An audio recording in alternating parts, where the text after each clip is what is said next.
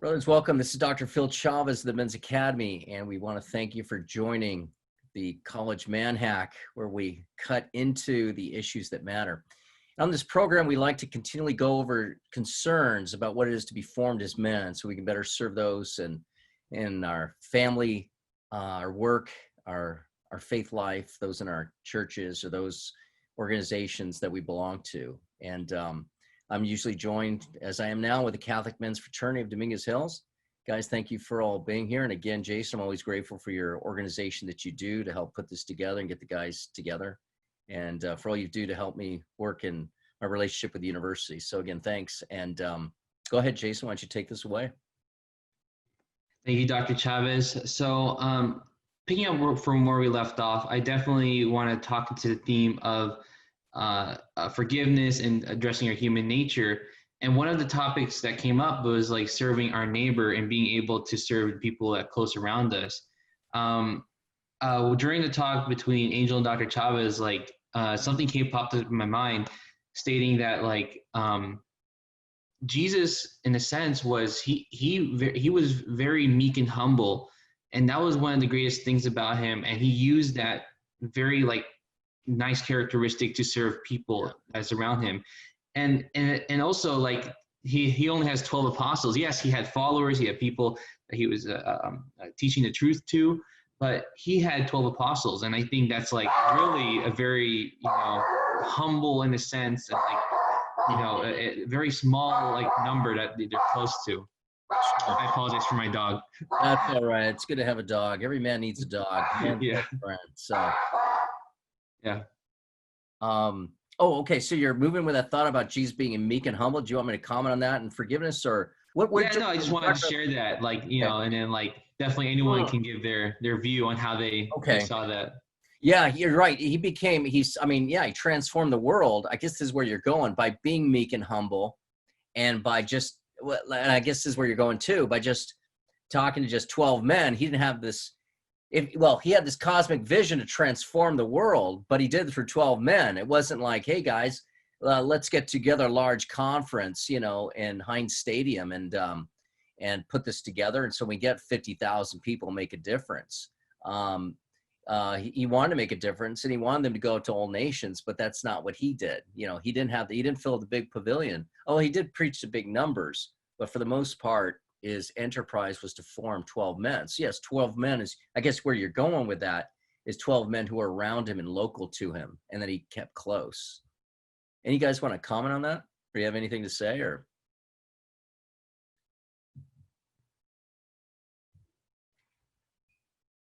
I think definitely the fact that Jesus was like that, I think it was a part of my inspiration to be, I guess I don't have to really worry too much about trying to get large numbers. I think I remember hearing that, especially in the themes and the talks that I've been hearing about. It's I don't believe that the Lord has exactly a count on you of how many souls you saved or this and that. Well, it's really matters who you did and what you have around you. I think it's also, especially with the talents, right? When God gives you 2 talents or 3 talents, something like that. And I think that's what kind of pushed my be able to allow me to push myself. And that principle was very inspiring. So, yeah. Yeah, well said. Yeah, it's not the numbers that make the difference. It's, you could see how, in this case, that we become effective when we do work on a very personal level, and it's personal work that affects the world. Just as we even used that analogy last time, that between even the mother and the child, the hand that rocks the cradle rules the world. It's somehow moving or being part of something small and intimate and close and personal and affecting the good that way that really, really helps.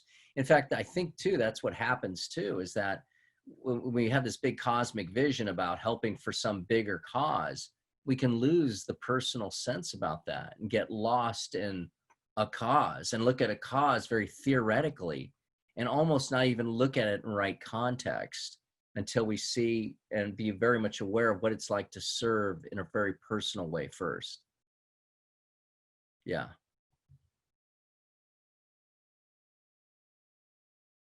Yeah. Georgie, you have any comments? Questions? No, not yet. Okay. Jason, I know we started out the last session, even this one, the theme of, we started with forgiveness, and you mentioned that a few times. You keep bringing that back. What is it about that element of forgiveness, maybe, that you see in even our conversation that we've started now? Or do you? So, like in a sense, are you asking like how does it? Can you restate that question again? Yeah, Maybe I I. guess, yeah, you mentioned forgiveness Yeah. this session. I think you did at least once. And, Yes. you mentioned, we talked about it last time. And then, of course, we got into a lot about service and Mhm. being out of yourself. And I remember one connection I made last time was the simple notion that when we're serving others, and first of all, if we haven't forgiven others, it's going to be very, very hard to serve well. But I guess the point was too, if we're oriented toward ourselves, we're really not going to be able to serve others properly, and we're going to find ourselves serving more ourselves. So, but what I find, okay, in the element, I think we talked about this last time, the element of forgiveness that comes in is that if we make too much about being self-served, then we're going to always look and navigate how people are treating us, right? But if it's serving us, we won't be as much concerned as how, if it's serving others, we're not going to be so much concerned with about how others are serving us or how well they're doing us today. So we're not going to be in a mode where we have to be forgiving all the time. And Yes. it's true. I think when we look at this, people that are in chronic anger, or who have some grind against the world, Mm-hmm. they think too much about how they've been treated and not about what they're giving and making a self-denial of themselves. Because to start out our discussion, you said, you talked about the meekness and humility of Jesus. If you're like that, meek and humble, you're not looking to be served. Usually that's a disposition oftentimes, is to see the needs of others, to kind of relax about your own self, right? Your own needs, your own pride, your own desires. And then you can really see the needs of others. But it is true, sometimes if we're not working in that intimate realm and being humble and being outward centered, then we're going to oftentimes be frustrated and angry at others and feeling like we need to forgive them all the time, or stuck and not forgiving them, and always looking for the outside, how the outside world can be threatening to us. And I know too many people too, they're, with this whole COVID thing too, we're often too concerned with how everything is affecting us. We need to look at this more as an opportunity to shine before others, right? Maybe just to be that one, that to have that servant's heart, or to be the one that's coming up with the solutions, or that to be the one rather who's making the sacrifices, right? And so we should always look at all these opportunity, anything like this, any crisis or any hardship, as an opportunity to grow and to serve and to look for the good in others, or the good for others. Yes, we want to look at the good in others, but we want to accomplish what's truly good. And we should always see these crises first, not that we don't want to resolve them. And I think there's a point where we do need to make assessments about them and moving forward, but it should always come from a place that, how can this circumstance, or how can this condition make me a better man, and how in that can I serve others or be a light to others? Yeah, like I think one of the biggest reasons that I want to bring up like the theme of forgiveness and we want to talk about is like, especially what's happening right now. And I think, even me, I'm definitely guilty. Like initially, when I heard about, and of course, this webinar is not meant for political commentary or anything, But just to touch up on that, you know, when I heard about the riots and everything, and then like there's a few deaths of some policemen, right? It's like, you know, it really disheartens me. And like in my mind, it's like, how can I forgive someone who starts, you know, such something like that? You know, of course, there's many people that are, you know, have the intention to actually, you know, desecrate the whole purpose of what this whole movement is. But what happens is that in my mind, like, oh man, like it's like this is happening, and you know, of course, I get upset. And you know, I haven't done anything outside. Like I haven't been, I don't believe have been behaviorally acting bad towards others or anything. But in my heart, it's like, oh man, yeah, it's really hard for me to see it this way. In Yeah. essence, forgive those people who've been rioting and looting those stores. But you know, I think it becomes more of a question is like how, like what you said, how do we outshine from that situation? Like how do we pick up? I think when we try to reach a sense of holiness, all of that, like, you know, bad things done to us, bad things done to others, we'll be able to overlook that and focus on what we have, you know. I Sure. think that's what I kind of want to share, like with the brothers, and that's just my insight of how I see things in that least. Yeah. Well said. Yeah. Norbert, do you want to make a comment on that? Do you have any comments to make? If not, I'll probably make some. Yeah, I do. So actually, with the whole meek and humble thing, um, it's like when you're being like self-serving, it's like you're trying to put out this huge statement like for everyone, and oftentimes it's like really impulsive, and I think that results to like a lot of resistance. But you know, while being like Jesus, being meek and humble, so you're pretty much more intimate in service, and I think that's where you build much more fulfillment and impact. That's right. Yeah. Yeah, it's easy. Yeah, you know, you point out some dynamics that are pretty important there. Where, yeah, when we become self-serving, it becomes about making a statement. And if it's just about making a statement and thinking you have to get people's attention, and then to thinking that, well, to get people's attention, I have to riot. But you're probably right, Norbert. A lot of that genesis of all of that is something about being self-serving and looking too much at your own needs and what you've been given, and so then it becomes life becomes about, or the big thing becomes about, how have I been cheated in life, for which everybody else now has to straighten up for. But when you start thinking of forgetting about yourself, you know, in the Christian journey, we're called to deny ourselves. We're not called to be, you know, God's assessment team and figure out where we've been cheated in life. And if we have been cheated, well, we accept it with meek and humble heart. We try to restore justice where we can, but we restore justice ultimately by shining in Christ and looking at the good for others and trying to accomplish that. That's what really brings about the true good. And of course, what you see here, I mean,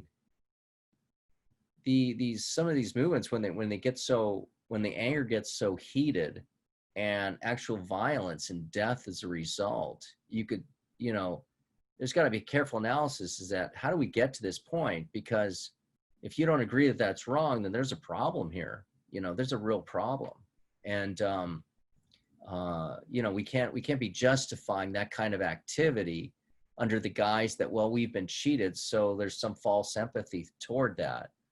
Or that, well, you know, they're just expressing their anger. No, there's a certain amount of accountability that needs to be had, and responsibility. So when you serve and give, and even if you do a demonstration, there's got to be responsibility there, and not to move into a riot. Yeah.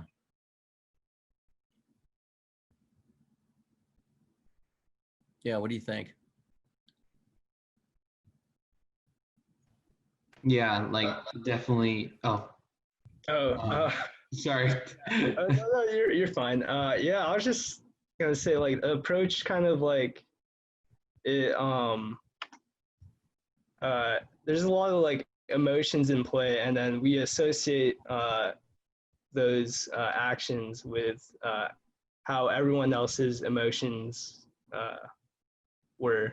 Like, you approach something much more calm, and then people will think it's justified, but once you start doing things out of anger, that's when people will start associating the whole organization or um, the whole acts as like, violence. And Mm.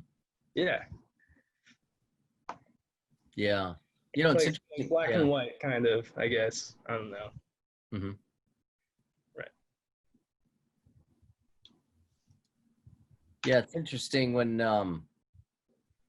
yeah, in some commentary, and again, we're not here to do a political social Yeah. analysis so much, but yeah, just because people are angry, we can't let them get away with what they're doing. Or definitely we have to realize that anger does not bring about the common good. At least not that kind of, not an anger that leads to riot and death and destruction of property. That really needs to be condemned. And but yeah, I'm looking at the point you initially brought up there, Norbert, that that someone starts in that attitude or disposition of being self-serving. And you could see maybe that's the extreme of self-service, is violence, destruction of property, and maybe even death.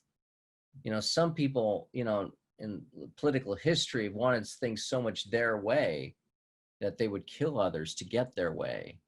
Or they had a vision. I mean, the communist, fascist, Marxist vision, it was okay to kill others for the sake of your big dream of how you think society ought to be, and crush religion, crush the family, crush individual rights.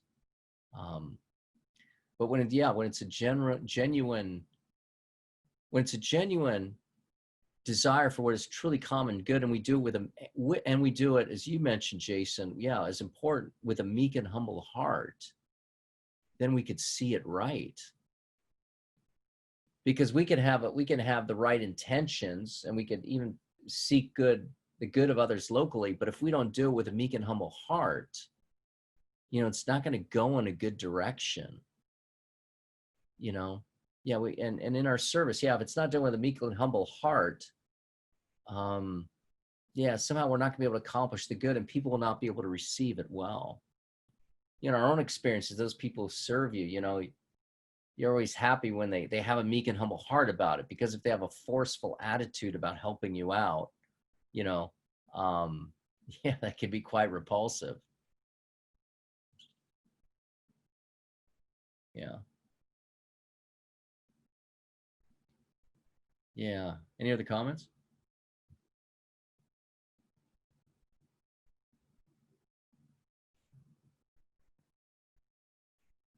Yeah, I think Norbert definitely held the points I was about to say. Like, it's 100% like all about that. And I think another aspect too, it's like being able to hold yourself accountable, and that can be also in the level of the family, right? In the level of the self, like holding accountable when you have accountable, like when you're holding those things accountable in your own life. And we were talked about it, but it's going to be able to push through into society, because you can pass it on to your kids, your kids can pass it on to his friends, and etc., to everyone that he knows and loves. Like, Sure. I guess that theme is very contagious, in a lack of a better term, a good contagious theme, and that'll be able to really, I believe, address things. Yeah. Mm-hmm. As you were talking, Jason, I was, not to be directly connected with what you just said, but going back to forgiveness. And we somewhat already mentioned this before, but it's worth repeating. If we have not a forgiving heart, or haven't been forgiving in life, then it means we'll be unforgiving. And if we're unforgiving, then we'll live in a kind of anger. And that anger won't have good fruit. So, a lot of people will make big decisions in life with a lot of anger. And you could see these people riding in the streets. They don't look very happy, you know, and they may think they're fighting for some good cause, but one of the things you do see in them is a lot of anger. And which probably comes, they may be angered at what they might see as civil injustice, but there's unforgiveness in their hearts. In fact, so much unforgiveness that they want to cause destruction. And that's what unforgiveness, I think, begets. You know, and so, you know, when you think of these demonstrations, every demonstration, you would hope that it's always for a good end, a good cause, and a true, just purpose. And even if it is, if it's not carried out with a true spirit of humility and docility and from a forgiving heart, then it's not going to go in a good direction. You know, so this is, you know, one of the things, like, in fact, I'm dealing with a situation right now where I know of a young man getting married. I'm speaking with a future father-in-law about that. And this man has very unforgiving heart toward his parents. And this young man is marrying this friend of mine. This man is a friend of mine, his daughter, who I actually knew as a little girl. And it's unfortunate that, yeah, what I find that is if you have a forgiving heart, especially like in family life or in marriage, you can't really love your wife well or love your children well or serve them well with an unforgiving heart.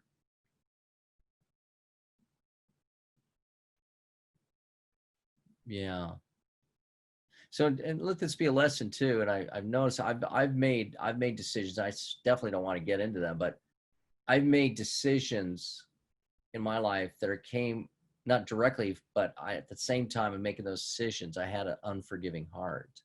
And so you want to make sure when you, you know, enter university, enter the military, in some extent, even entering a job, but definitely entering into a serious relationship or marriage, the more you can learn forgiveness of heart and not come from a place of being offended and self-serving in that position of how will others will serve me, you'll first of all, you'll really be free, but secondly, you'll really be able to serve well.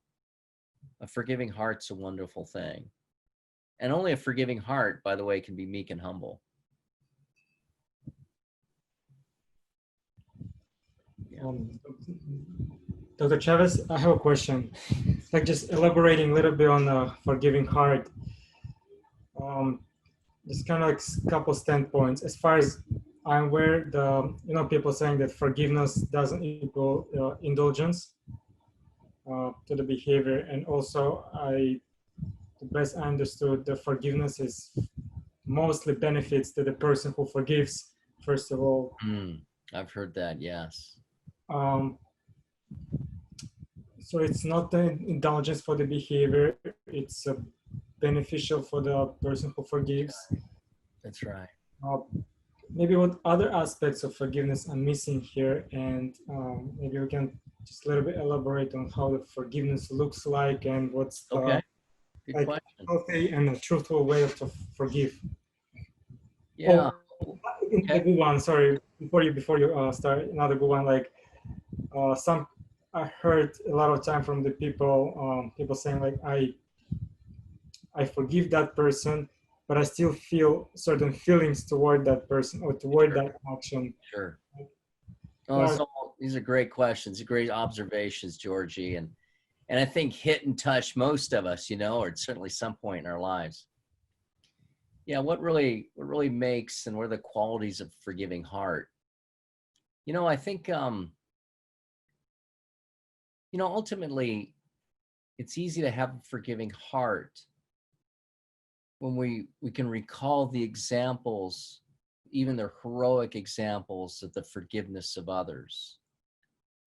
You know, and I think it's otherwise hard, in fact, to foster a forgiving heart unless we recall to mind those people we've seen who have been very patient with us, who have been very forgiving or have shown a kind of mercy. You know, sometimes I think what's sad is when people have an unforgiving heart toward their parents. And of course, oftentimes it's not till they get married and have their own kids, they really can learn to forgive their parents, because they say, my gosh, they tried, or they did the best of what they have. But in the spirit of Jesus Christ, who forgave those who crucified him, and it wasn't just the Roman soldiers who crucified him, was, I guess you could say, the Jewish hierarchy, and the people, and really our own sins. And so he forgave that. And certainly Jesus didn't need to be free in that respect, but he definitely brought a lot of freedom to others. And so forgiving others, I think what happens, there's a real grace that is upon them. They receive a new grace somehow, that they're beneficiaries of mercy. And one of the things that people need today more so than ever is to be shown signs of mercy toward them. By mercy, I just don't mean simple forgiveness, but all acts of benevolence, all acts of goodness toward them.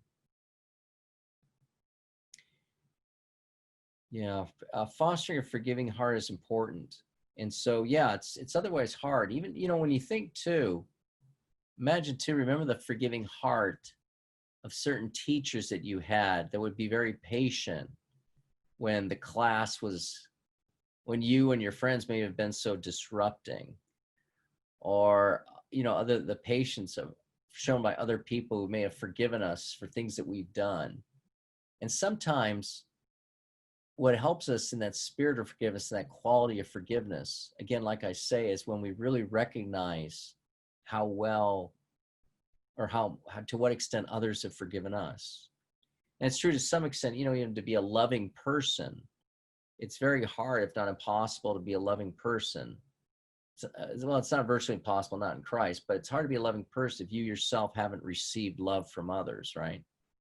And so when we receive love from others, then we could be that loving person. So when we receive the forgiveness, that has a transforming effect. So in that journey of forgiveness, it is important that you see those people who, or recall in your own experiences, those people who are very forgiving toward you, very merciful, very patient, very kind, very gentle toward you, when maybe you didn't deserve that kind of response. I can think of that as very transforming when I think of others who may have been impatient, very patient in the past with me. Yeah, Jace, could you think of other qualities of forgiveness? I think, definitely part of, I think, like an aspect, at least, to say the least, about forgiveness is a lot of control. I think maybe not even not control over around you, but rather control of how you see things and how you behave. And, of course, it really leans on to this really connects with everything we just talked about. But I think when you have forgiveness, you're able to, I think that's a sign of that you're able to control your emotions. Oh, sorry, control your behaviors, to say the least, because we can't really control our emotions, but we can always control our actions. So control our behaviors, to say the least. And I think that's actually a really strong suit of forgiveness, because that's a sign of that.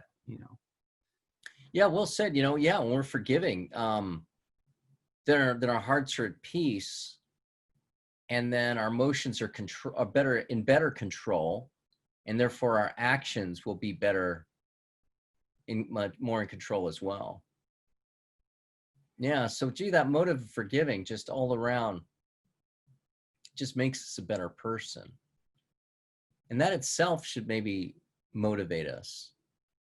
I mean, I think to be forgiving, in that we receive God's blessing, and maybe that's the most important, maybe that's the most crowning element of forgiveness. But I think we realize by forgiving, we really become a better man. And by forgiving and becoming a better man, we can really help out and serve those around us. And we can really become a loving person. Yeah, like I say, guys, anger, toxic anger or displaced anger really doesn't bring any real good to relationships. Nor doesn't notice I say displaced anger, bring any real good to a cause. It's love which transforms. I've never seen where really anger is really helpful. It's love which is helpful. It's love which builds up. It's love which edifies. And it's anger and bitterness which tears down.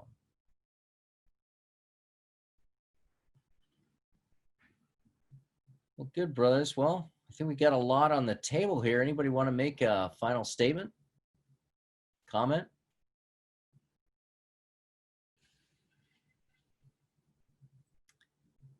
Well, I know oftentimes I leave you guys silent, but I could just close in a prayer if that's suitable.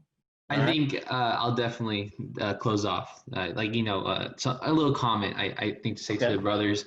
I think it's definitely always to have forgiveness in your mind, and like always think about forgiving in any situation, because I think the biggest disservice to each and every one of our loved ones is to spout out in anger and to have a really bad heart. I think what I really see in the qualities of all our brothers is that you really care and that you really want to build a better future. So if you were to ever have a family, use that theme of forgiveness, use that theme of loving one another. If you ever have a relationship with a new person, use that theme of forgiveness. I think it's universal for all of us. So definitely don't give up on that. And, I think that with that, we'll definitely build a better society overall, as to utopian that may seem, but I really believe that. All right. Yeah. Amen. Well, good. Okay, gentlemen, we'll close with a prayer.